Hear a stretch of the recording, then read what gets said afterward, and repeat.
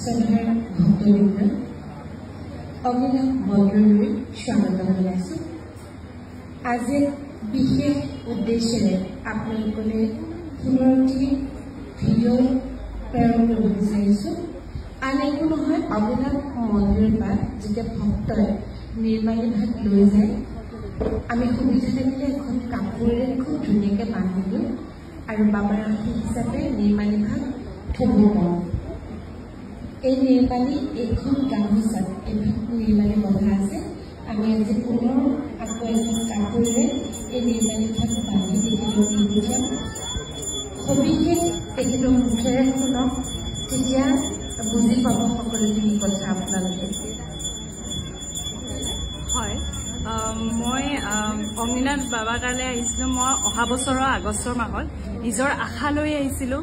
তেতিয়া মই শিখাবাক কৈছিলোঁ যে মই নিজৰ আশাটো, আৰু শিখাবাই মোক তেতিয়া কৈছিলে যে এই নিৰ্মালী ভাগ তুমি বান্ধি থবা আৰু নিজৰ যোনটো তোমাৰ থাপনা, সেই থাপনাত তুমি ৰাখি থবা। আৰু যিহেতু মই কৰ্মক্ষেত্ৰৰ জৰিয়তে মই গুৱাহাটীত থাকোঁ, মোৰ ঘৰ আমগুৰিতে হয়, কিন্তু সেই কৰ্মক্ষেত্ৰৰ যোগেদি মই যোনটো ভাড়াৰ ৰেণ্টত থাকোঁ, তাতেই মোৰ যিখন থাপনা, সেই থাপনাখনৰ তলত মোৰ এটা আপোনাৰ শ্বৰ্ট চাৰ্কিট হৈ গোটেই ৰুমটো তেনেকৈ জ্বলি গৈছে।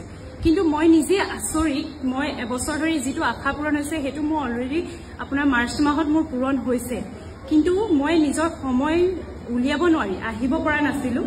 তাৰ লগতে এই যিটো থাপনাৰ ভাগ জ্বলাৰ পাছতো এই যোনটো আমাৰ নিৰ্মালী, সেই নিৰ্মালী ভাগ তেনেকৈ আছে।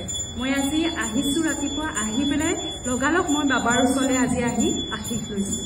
মানে নিৰ্মালী ভাগ আশে পাশে চব জ্বলি গৈছে, গোটেই ৰুমৰ বস্তু, আনকি মোৰ ৰুমৰ যোনখন থাপনা আছিলে, থাপনাখনৰ তলৰ গোটেইখিনি বস্তু জ্বলিছে।